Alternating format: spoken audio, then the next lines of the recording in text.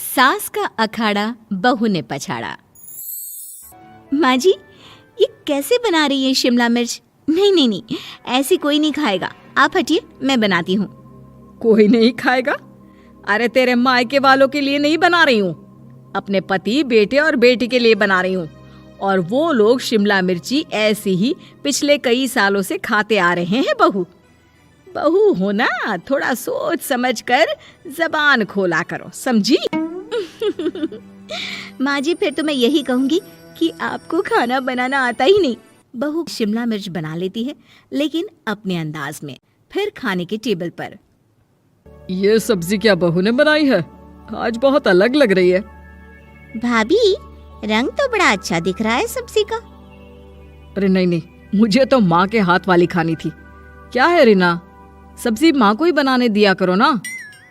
सास, जिसे अब थोड़ा सा अपना पल्ला भारी दिख रहा होता है।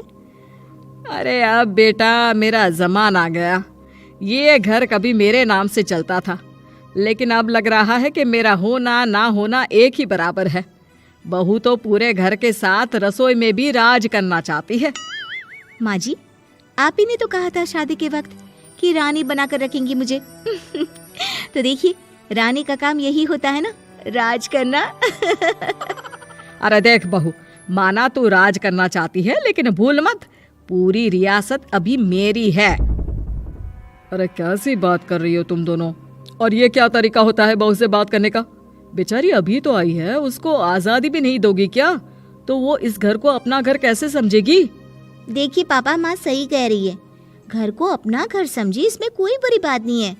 लेकिन सिर्फ अपना और हमें पराया करने की कोशिश करे ना जी ना, ये सोच तो बिल्कुल अच्छी नहीं है।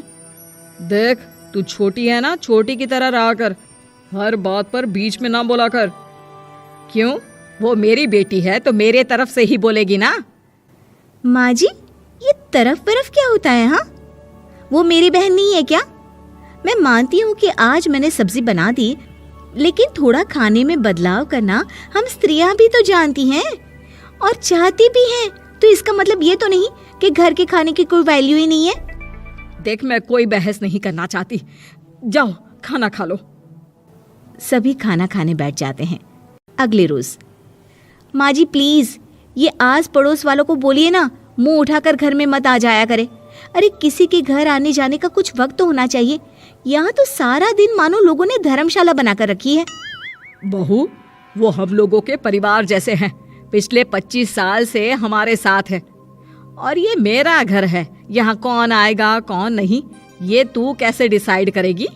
और हाँ, तुझे अगर पसंद नहीं ना, तो अपने कमरे में चली जाया कर। वो लोग बात ही कर रहे होते हैं कि पड़ोसन आ जाती है। अरे बहन, हम लोगों ने जागरण रखा है माता का आज रात, सुबह का भंडारा भी, तो बहू रानी को लेकर आना। आना हाँ बिटिया? अच्छा चलती हूँ, और घरों में भी निमंत्रण देना है। अरे हाँ हाँ, हम जरूर आ जाएंगे। वैसे किस किस को बुला रही हूँ? वो तुम्हारी ननद और भाभी भी आ रहे हैं क्या? माँ, क्या आप इनके पूरे खानदान को जानती हैं?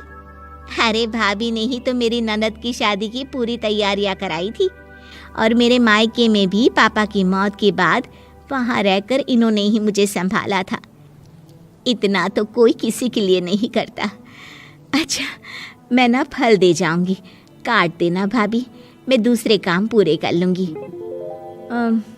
मेरी तो तबीयत खराब है माँ जी, आप ही काट देना सारे फल। मैं रात का खाना भिजवा दूंगी, परेशान ना होना। हाँ? अरे नहीं नहीं, हम लोग बना लेंगे, 4 लोगों का खाना तो बनाना है। अरे नहीं नहीं, आप फल पर लग जाओगी और बहू की तबीयत भी ठीक नहीं, खाना मैं ही भिजवा दूंगी। पड़ोसन चली जाती है और सास बहू की तरफ देखती है। देखा, जिसे तू धर्मशाला बोल रही थी, वो कितने अपने हैं। हाँ माँ जी, आप उनका काम कर रही हैं, उनके जागरण का प्रसाद तैयार कर रही हैं, तो वो क्या इतना भी नहीं करेंगे आपके लिए? ओहो, तुझसे बहस क्या करना बहू। तभी बहू की माँ आ जाती है। अरे बहन जी, बेटी से मिलने का मन किया तो बिना बताए ही आ गई, बुरा न मानना।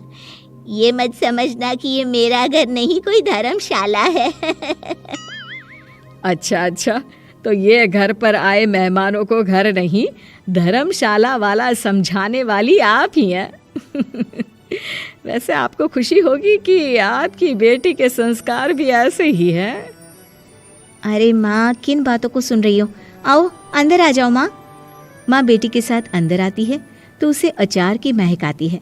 हाय रे, कितनी अच्छी महक है। क्या बनाया है बहन जी?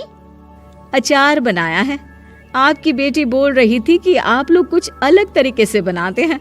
मैं तो बस ऐसे ही। हम लोगों के घर पर तो अचार टिकता ही नहीं है। अरे आता ही किसे है अचार बनाना?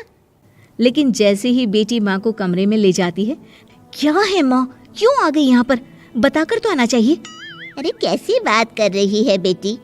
माँ को बेटी से मिलने का मन किया तो क्या माँ नहीं आ सकती?